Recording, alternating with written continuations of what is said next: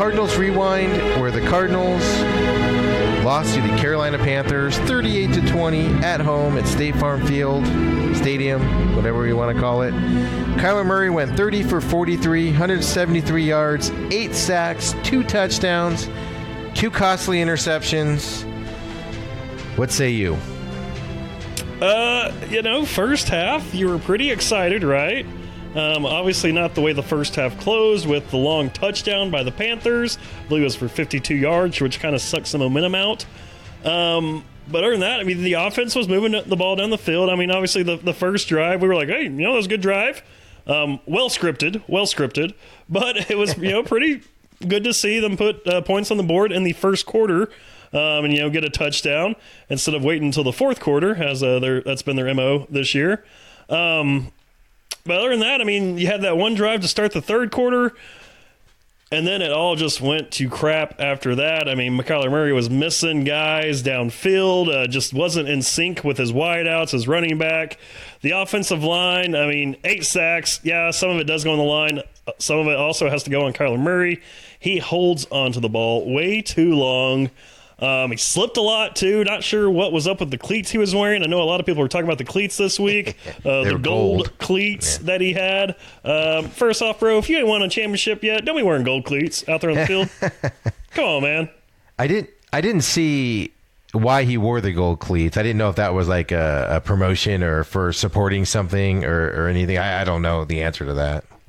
Well, there's no reason to wear the gold cleats. Yeah. Other than that, there were, look, he's a rookie. He's not going to get all the calls. There were a couple of hits on Kyler Murray, which I thought could have been a little rough in the passer. He slid a couple times, and Kuechly hit him during the slide, Yeah, he got rocked a few times, whether it was mid-slide, after slide, whatever. I mean, there was definitely one where we were like, oh my God, they didn't call that. And I looked at you, I was like, well, he's not Tom Brady, so you're not going to get those calls, right? I mean, it was kind of like the opposition. They were playing the Panthers. I mean, Cam Newton went through the same thing where he's like, no call. And the ref was like, you're not Peyton Manning. I'm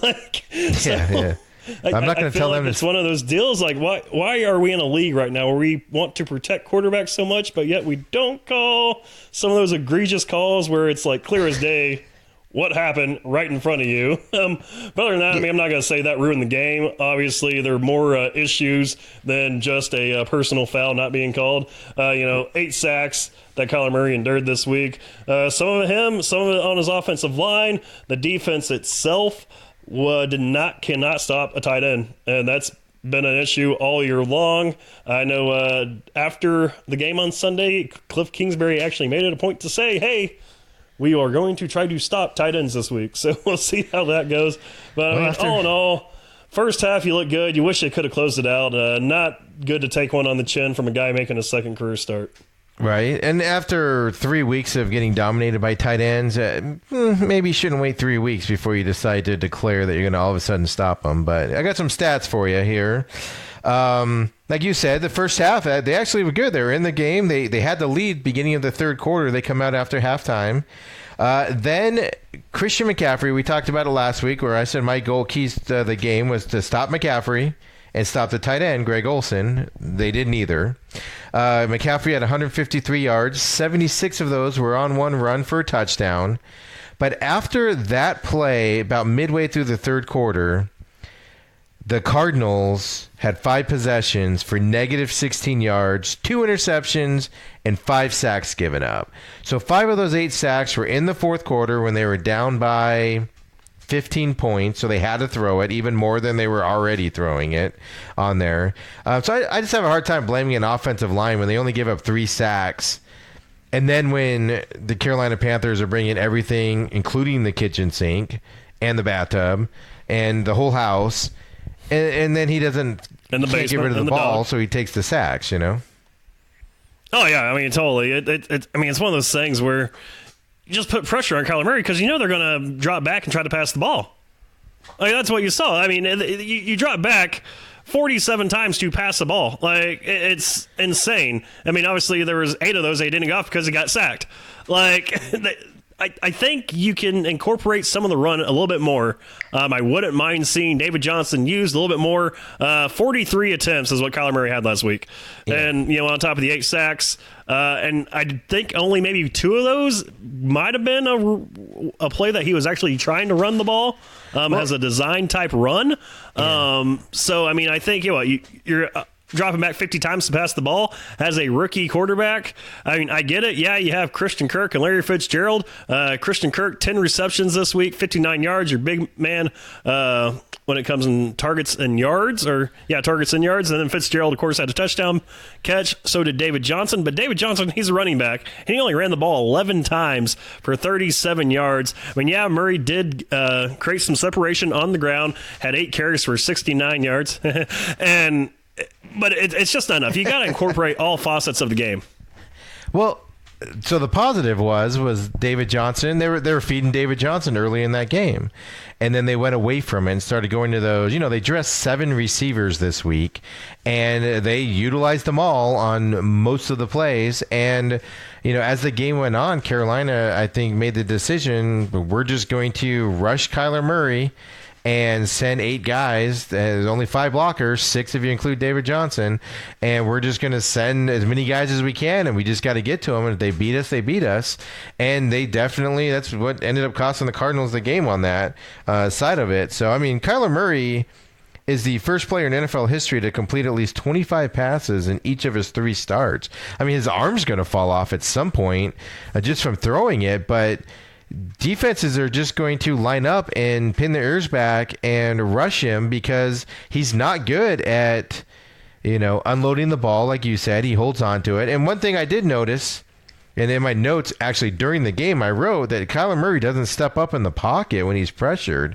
He looks down, he tries to run outside of the tackles to get outside, but he never steps up. So if there is a running gap in the middle in front of him, or if he can just step up to unload the ball, he doesn't do it. And I wonder how much of that is the fact that he is, 8 inches shorter than his smallest offensive lineman, and he can't see over these guys, so he can't step up on there. And so the defense knows he's going to try to go outside. And these are adaptable defensive players. They are very fast. They are very smart. And I think that's kind of was the downfall there in the fourth quarter here against the Panthers. Yeah, definitely. And a lot of the stuff, they just didn't seem like they were in sync. Flipping over to the defensive side of the ball, man, how are you going to stop a tight end? 34 years old, Greg Olsen. Injury-prone Greg Olsen, my man. 6 receptions, 75 yards, 2 touchdowns. You gave up late in the first half a 52-yard touchdown pass to Moore. That was his only reception of the game out of 2 targets, and that was a big one to kill a lot of the momentum because you had the lead at that point. We were up there oh man, looking good, going to take a lead into the halftime. This is great, let's go. And then you just give that up. It's oh man, what the heck. And I don't know, it just momentum shifter, man. Yeah, and there's no doubt. That Christian McCaffrey 76-yarder was the point where Cardinals went downhill after that. But you're right. Anytime you give up a 50-plus yard TD play to anybody in this league, it kills you on defense. And, I was mostly disappointed in the run defense last week. The pass defense till we get Patrick Peterson back. It's a bunch of rookies back there and things like that. So mistakes are going to happen, but we're not even stopping the run, which I know McCaffrey 76 of his 153 were on one run, but that was the momentum there where Allen third start in the league, and he relied on McCaffrey and Olsen. Against the Saints last year. He what? I believe he started 1 game against the Saints. Yeah, I know he has 1 start. So I think this was his second, and he's going to start again in week 4 here coming up.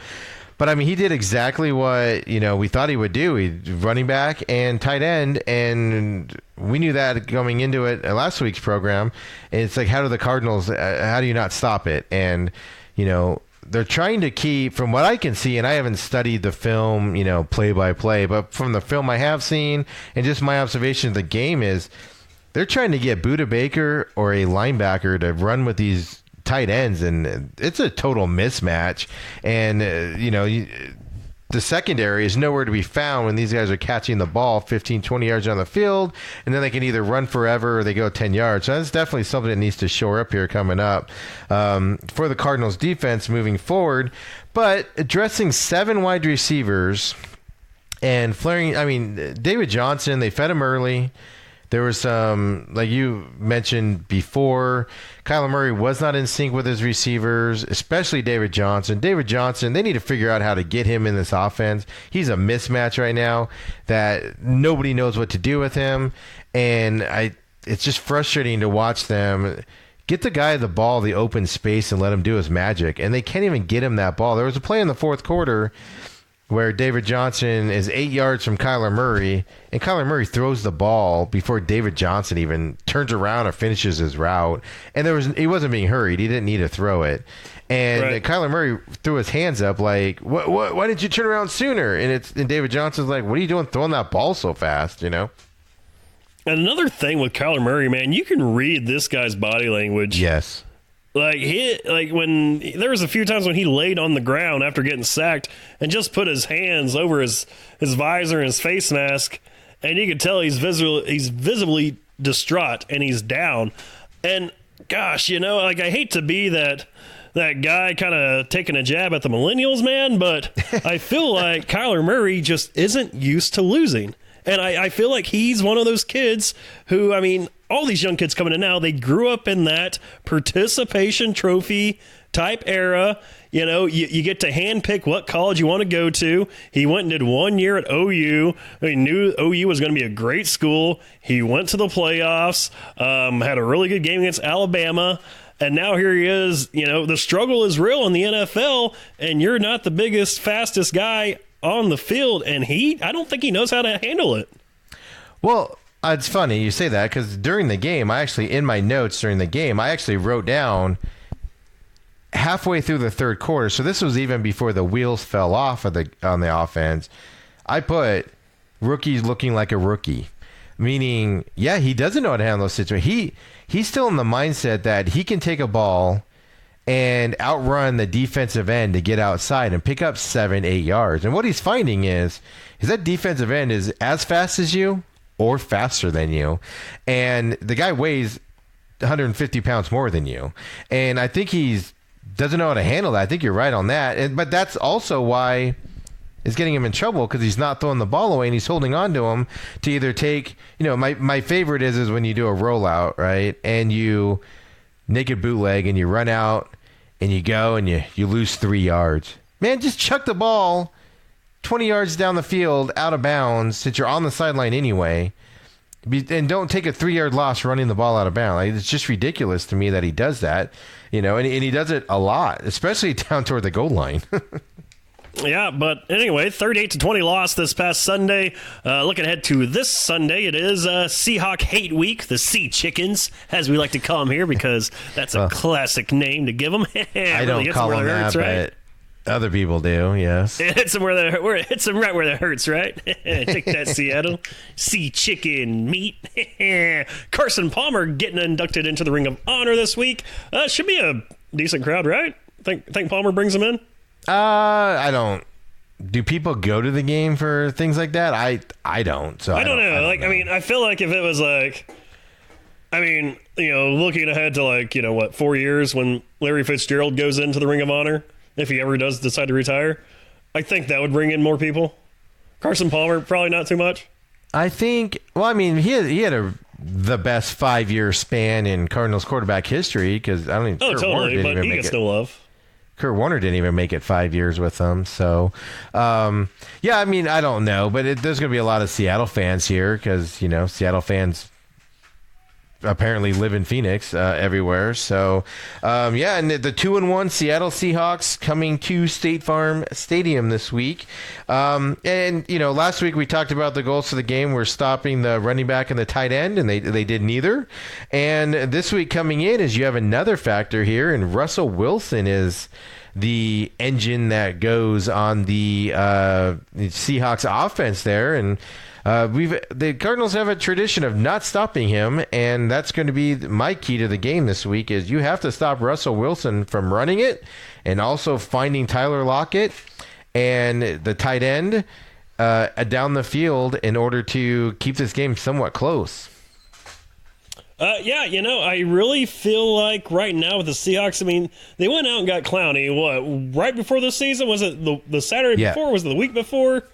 Yeah, it was. Yeah, I mean, it was right before the season started. Yeah, it was right there. So you went and got Clowney, and people are like, oh my God, that defense, they're back. Look, people, that defense isn't back. That secondary is still iffy. The pass defense just has not been there for Seattle. Teddy Bridgewater didn't look like a superhero this past week, but he got it done with 2 touchdowns. And the Saints, I mean, we definitely didn't pick the Saints to go in there and win that game in Seattle on the road, but they went in there and did it. And, the sloppiness that's been the Seahawks defense so far this year definitely finally caught up to them. So it'll be interesting to see how the Seahawks react coming off a loss. They're usually pretty good after losing football games, so it'll be interesting to see how Pete Carroll has the boys tuned up this week.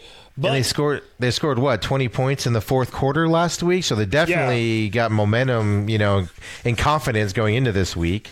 Yeah, even with the loss, the offense was kind of firing off on all cylinders there late last week. But like you said, your key to stop Russell Wilson. Mine is to contain the tight end. Until they can prove they can stop a tight end, that'll probably be my key to a game every single week. And, right.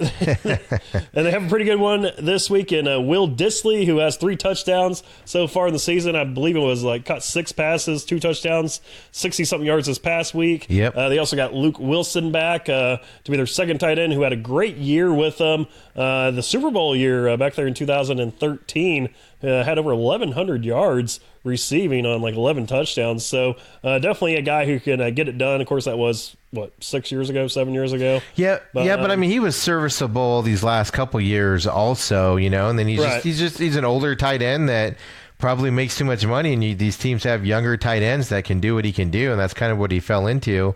So he had to kind of wait for injuries to come along to pick up a team, but he knows that offense, and I think Dissly is definitely going to be the main tight end there, but don't be surprised if, they got a couple of play calls in there for, Wilson to do some flare-outs or something and have an impact in this game if the Cardinals can't figure out how to stop a tight end.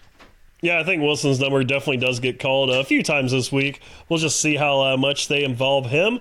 But Steve, before the season started, I did say that this was going to be a win for the Cardinals. You did. So I can't change it now. I still got to go with the Cardinals are winning this game. I think it's going to be a pretty good scoring affair. I think see about 60 or 70 points. So I'm going to go 35-33 final. Interesting. See, my thing is unfortunately, I agree with you. I think the Cardinals should have, early in the season, I said this would be a game that they could win, but they just can't put a full game together yet. It's a good quarter. In the case of Detroit, it's a quarter and an overtime. So I'll give them 2 quarters, where they look good.